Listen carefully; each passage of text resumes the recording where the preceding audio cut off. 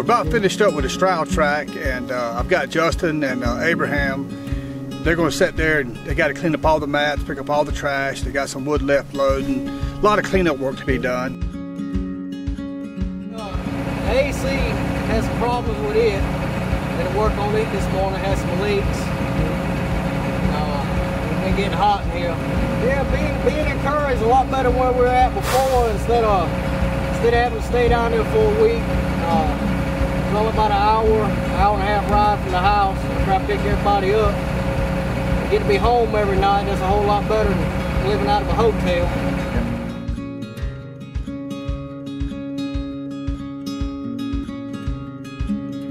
You know, normally I wouldn't say that an air conditioner is a priority, but the last few days it has been so hot here. We had about 105-6 degree heat index, and Sam's AC quit on the shovel. And unfortunately, these new machines, all you got is one little window you can open, and you're like in a fish bowl in there, and the sun beats in there, and it gets extremely hot. So I understand the reason Sam was complaining about his air conditioner not working, so Justin's trying to get that thing fixed. And 20 years ago, I'd have probably knocked you in the head and fired you if you said the tractor was broke because of the air conditioner, but not anymore. It has been extremely hot down here, but we're finishing up with the straddle track finally. It's been a good track. Where we're decking at is actually in a pine plantation, which has been thinned out a few years ago, and we're actually going through the plantation to the hardwood in the back. And we've been in this area several times before, and so we kind of know what we're in for, and we're accustomed to the wood and the road system, and it's the longest 2.5 mile road you ever want to ride on. It just seems like it's a lot further than it is. But I hope this is going to be a good track, and the wood is good, and if we can get enough trucks in here like we did on the straddle track, we should do fine.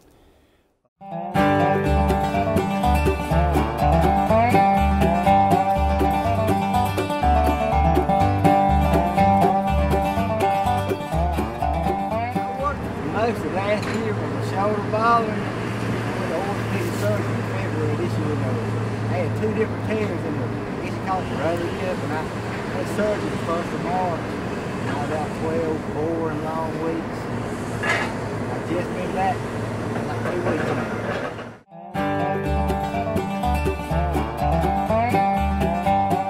This track here has been basically much, I'll say, a logger and a driver heaven, man, because lately we've been small loads, short loads, but since we've been over here, I think since the last 3 weeks, had 3 wonderful weeks, man. And I heard about the new track we go into. We've been there before, but I don't know the exact area that we go into, but if the same one we used to be going to, it's gonna be a good track.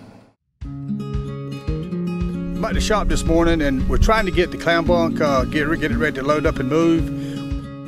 This thing here, been sitting back there for about 2 months, hadn't used it.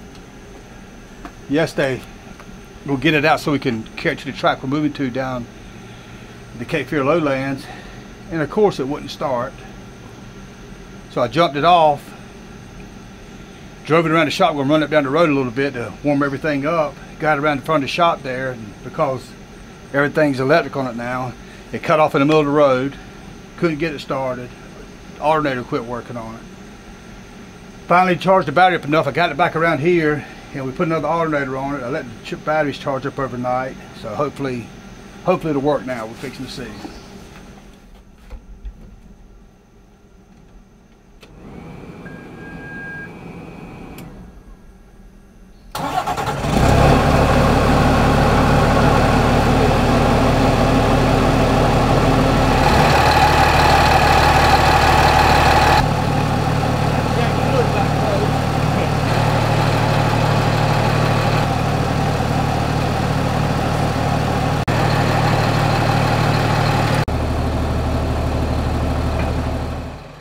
Coming up today, we're going to get it loaded up and carried over to the Reinstein-Huffman track. Smeecher's already there cutting, and he should have some wood down, and I'm going to take this tractor here.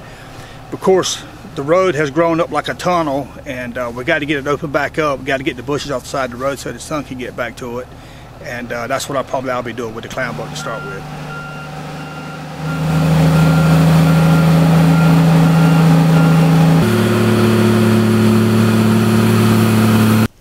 I got Gary coming this morning. We're gonna load the clamp bunk up.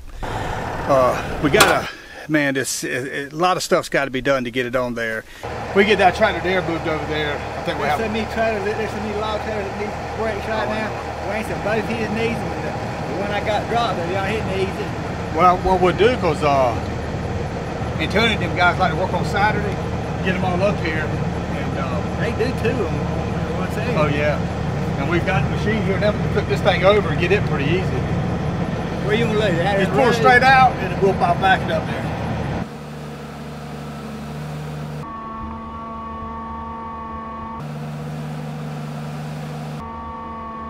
We got to put a flag on all four corners. We got to have them on the front of the trucks. We got to have 8 chains on the tractor, and we actually use a hard bar in the center section so the tractor can't swivel in the middle, and that allows us to not have to put 2 chains on it there.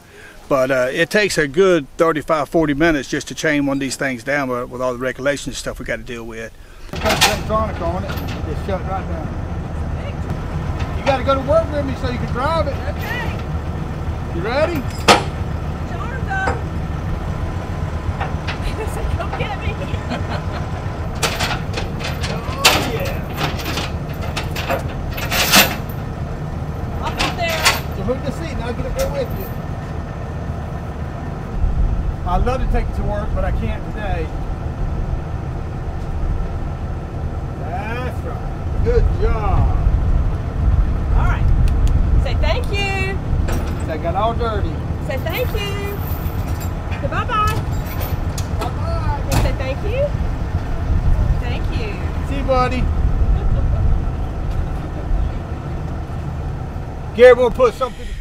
Well, we're headed out away from the shop now, and believe it or not, we actually had to go to escort class to learn how to escort these tractors. I had to go to class to get an escort license to escort it. But I have to stay in front of them on a 2-lane highway. But then when we hit a 4-lane highway, I got to switch and get back behind them, just so oncoming traffic is, you think they'd be able to see a tractor as big as it is, but the law says I got to stay behind them on a 4-lane and in front of them on a 2-lane. So I got to do what DOT wants me to do. But we got about a 60-mile haul to get them over there, and hopefully get them there in one piece.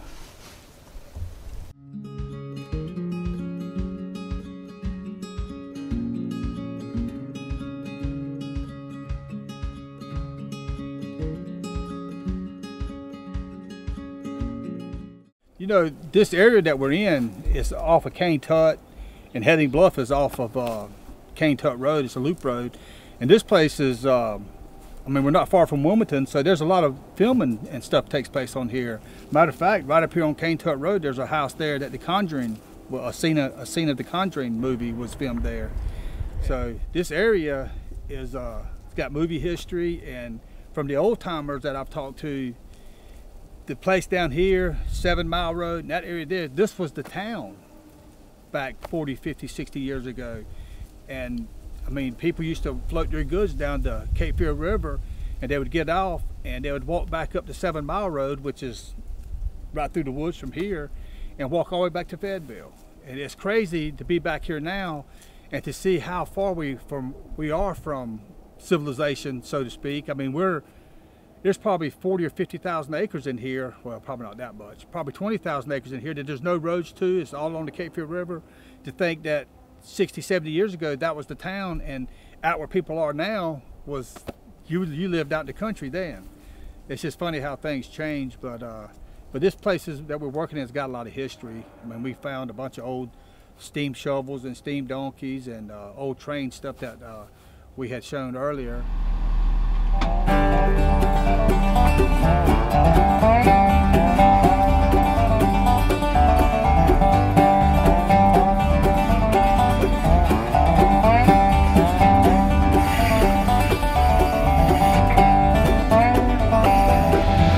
Tell you what, I gotta hand it to Longer Wade and them guys. I don't know how him and Cotton Top can work and hold a camera. Got a sense enough to do it. I got Smitro over here on the Reinstein-Huffman track. We have actually cut wood on either side of this track. It's a company track, corporate company track. and I'm gonna get Smitcher over here and let him go ahead and see where the best place is to try to get the deck set up. We just moved to this near Trucker Wood. They're looking pretty good. It's pretty good wood. We be kind of the slot for a while, you know. We be having a hard time, but this Trucker Wood they have nice wood, big lows. It's wet always, you know, but that don't matter. What it matters is about the males, you know, that we can deliver the wood. I think we will do pretty good over here. I'm waiting for the guys moving the equipment over here, and we can start it. And I hope we do good over here. We'll be having a hard time. Okay, Smitcher and them's trying to get the deck cut out, and it's very important that, especially on this track, because it is a 150-60 acre track, you want the deck in the right spot. If you don't have it in the right spot, or you got to move it, that's time and money wasted.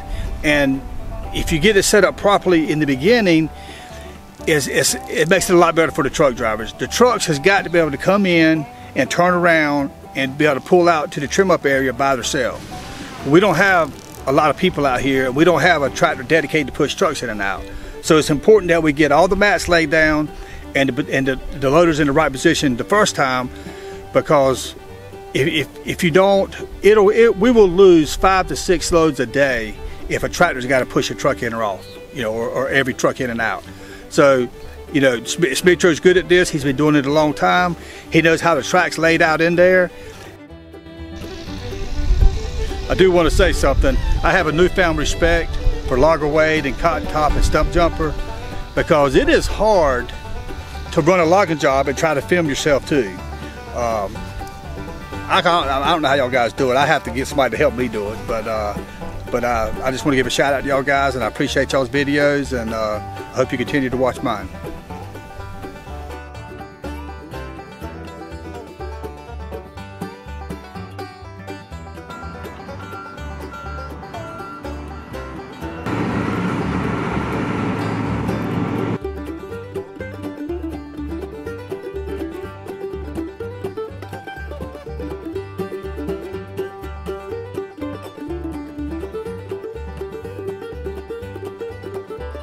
Hey guys, thanks for watching. If you would, please subscribe and hit that like button so we can continue to bring you these videos.